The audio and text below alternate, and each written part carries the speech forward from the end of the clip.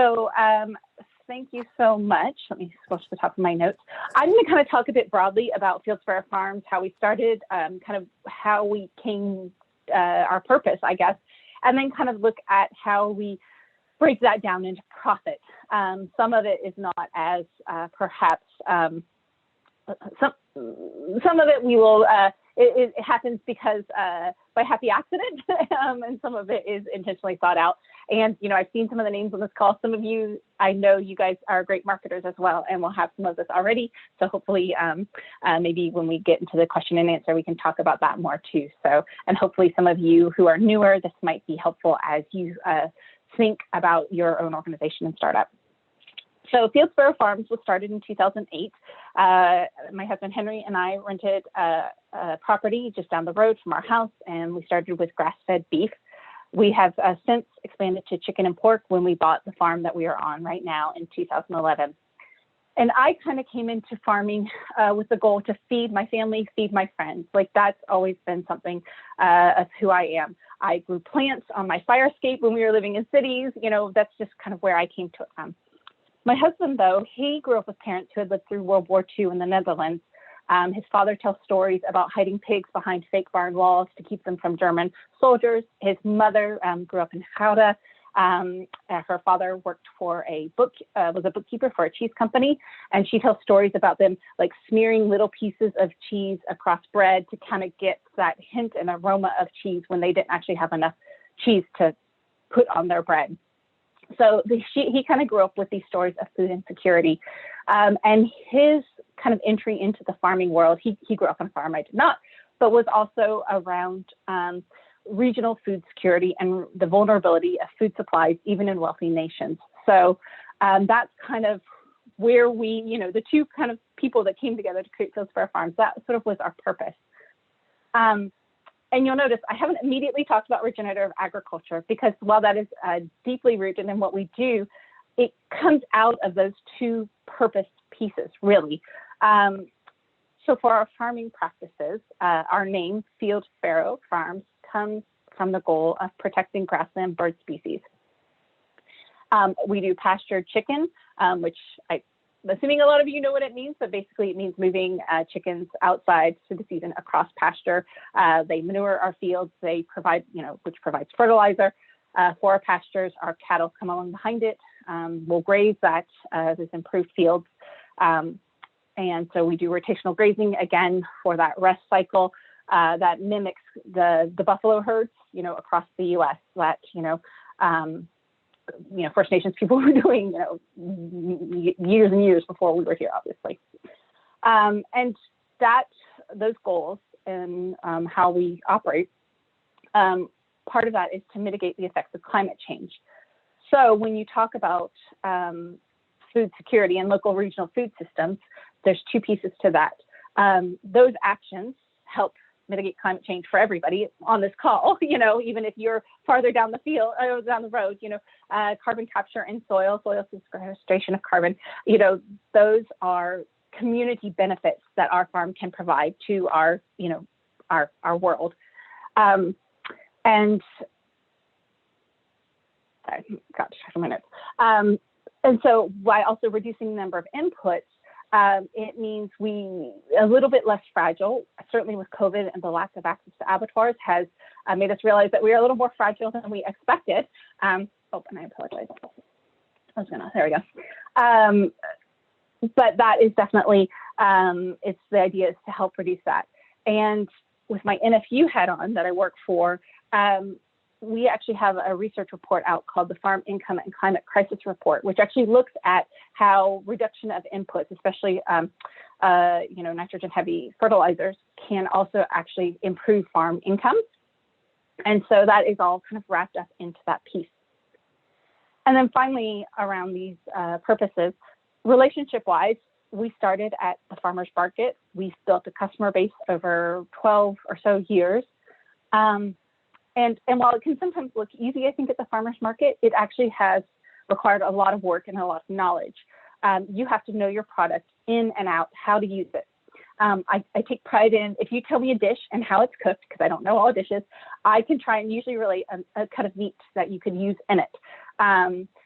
And all of our wholesale customers have come through those relationships. So that's kind of where we were through 2019, and then 2020 hit.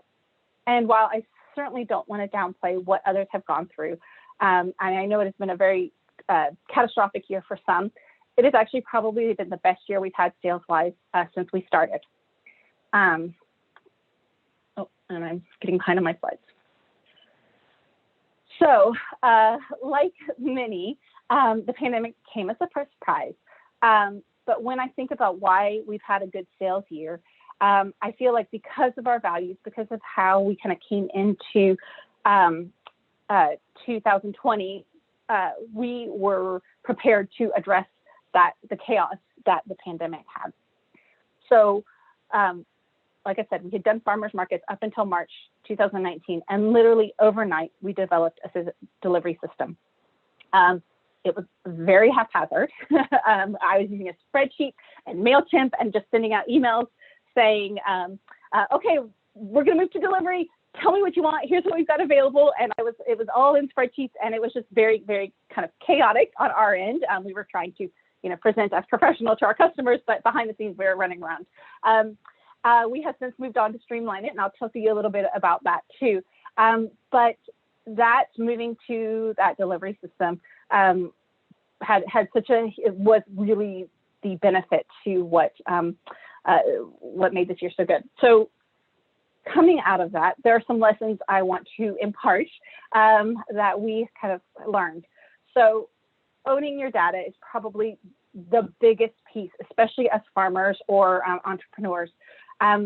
We had, going into this year, about 400 emails in our database, and we had been collecting them at the farmers market, through our website. As much as we could, we would collect them. And so we had access directly into people's mailbox. We do use social media, and I think it is a good tool, but I can't make sure people see what I post. That is all up to the Instagram and the Facebook formulas, and I have no control over that. Whereas I can write exactly what I want, send it in an email, and it at least shows up in people's email box. And then thanks to a mention in a Toronto Life article that highlighted our deliveries, we went to our email address list doubled overnight. Like, I think we're at just under 1,000, which is amazing. So that is all information we have access to that we can then use to market. So that is just really important, I think, is to own your data. Don't rely on other people to track it for you, because even at the farmers market level, I don't have access to those customers if I don't have a way to contact them. The second really big learning piece that came out of this was, don't wait to make it perfect. There was probably about an hour from the notification of when our farmers market was going to close to us sending out an email saying, all right, we're going to do deliveries. I think don't be afraid to try something new, especially in a response to something so unique and overwhelming as COVID. I think you can address those immediate needs, even if it's a messy response. I think people were willing to come along with us because they knew we were trying. They were trying to access food. We were trying to provide them food. And so even if it was a bit messy in the beginning, they were willing to be there and participate. The other thing is, by not waiting, we got that mentioned in Toronto Life. And so that I looked it up for this presentation. We posted about deliveries. 12 days later, that article came out. So that is a really short timeline. If I had waited to make sure my store was up, that I had everything perfectly, I don't know if we would have gotten that mention. And that has been worth tens of thousands of dollars, literally. I haven't done the exact math, but when I look at those sales from March through June when markets reopened, that was a huge win for us. And again, be adaptable, jump in, edit over time. And so we realized, after having done free deliveries for about, I think, 2 months, that it was a lot of work. And we knew that, but in order to make it profitable for us, we actually ended up adding in a delivery fee for our Toronto and Peterborough customers. We still don't have a delivery fee for our Corso Lakes customers who are in our area. Part of that is that community building piece. Part of it is it's cheaper to deliver to them because they are, not as much gas. But that even, like I said, we haven't really lost customers through that delivery fee either. And I was surprised because I was nervous about adding that piece because it isn't an added cost. And I recognize that being able to afford meat is not, we're not the cheapest. And so we did communicate about how that was going to happen. But thankfully it was good. And finally, learn how to tell your story. I know your story, everyone on it, your story is going to be different from ours.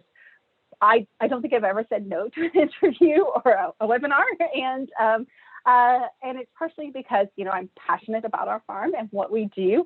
But I think being able to share that story and contextualize it is really important for anyone who is selling a product with a social, with a social mindset, with an environmental mindset. You need to be able to tell that story. And, my recommendations are prepare as much as you can. If you've got an interview coming up, make some notes about things you might want to mention so that you're not sitting there going, because it can be nerve-wracking. And be honest, but also, and be yourself, because I think that is what people are looking for too. So, but also, again, contextualize and look at the bigger picture. So I've often talked about basic income as, especially in the COVID responses and our response to the pandemic, because for me, again, going back to our purpose and that relationship mindset, I want to be able to feed everyone. I want everyone able to afford the product we grow. And I know we set a rate that is higher than grocery store prices, but that is the reality of how we operate. And so I want, my saying, you've talked to me before, is I don't want to talk about affordable food. I want to talk about people able to afford food. And so setting it within that context, I think is interesting, especially if you're in an interview, because it's a bigger picture piece and not just about your farm, although it can come out of those goals. So just to take a few minutes to look at some of the practical side and the marketing side of what we do. And again, some of you probably already do this, and some of this, it might be new. So our marketing approach has always been relational. It's about, why do people choose us over a grocery store? Because grocery stores, honestly, are pretty convenient. They're just down the road. They have a wide selection of products. There's often everything you need is in stock. We sell out of stuff. We don't always have everything available. So why are you going to choose us? And so I really need to focus on that. So the main things I do are invite people into our lives and on our farm. So what that looks like is I show a lot of pictures. You've seen a whole bunch of my pictures of what we do. And I try to always, again, I'll have my children walk through the woods. I'll take pictures and share them there. The next piece I do in that is I try to solve their problem. So for me, it's often, what are we going to have for dinner? I don't know what to make. I have picky eaters. I have not a lot of time to make a dinner. So I try to share lots and lots of food pictures to inspire people. It is also obviously a sales tool, because if I have a lot of something, then I try to market that as well. Skipping ahead. So that's kind of the piece of what we do. As for local line, that's the store we use. We did move to an online store. I looked for something that was easy for me to use and for my customers. Because we were moving fast, we had to be simple to set it up. And so there was a bunch of questions about how are we taking payment? When is the payment due? Communication with customers, how are your customers getting the product and when? So there's a lot of those questions you need to ask yourself if you're moving to an online system. And finally, just a little bit of practical advice if you're on Instagram or doing any pictures, edit, filter, natural sunlight. We were talking about this earlier before everyone joined the call. My food pictures, I actually put a lot of work into. I try and make sure there's little green things sprinkled on them. And I actually almost always use natural light to photograph them in, because it looks better. I told Sally this earlier. I've done things where I've had leftovers that I knew I wanted to take a picture of for social media. I've made a plate for it. I haven't even heated it up because I'm like, I'm not going to eat it for lunch. I put it on a plate, run outside, taken a picture in natural light, and I take 10 so that I get one good one. And then I put it back in the fridge for another meal because I not necessarily want to eat it now. So I have a whole lot of ugly food pictures, but keep playing around with that. Yeah, you'll get there. And I have one last quote to kind of leave out on. And this is actually a quote from Henry, my husband, because he wrote up a little article about our experience in this in the pandemic. But basically, he says, what I'm seeing now is that farmers like ourselves are stepping up to provide the increased distribution infrastructure that is immediately required to meet the needs of our customers, both new and old. We are benefiting from the relationships we have built over the 12 years we have been in business with our fellow farmers, with customers, and with our farm and market organizations. This is still an emergent reality, and we are working daily to respond to the challenges it presents as we try to keep up with an increased demand for our service without compromising the values we built Fields for our farms around. I'm proud of how we and our colleagues have been managing so far.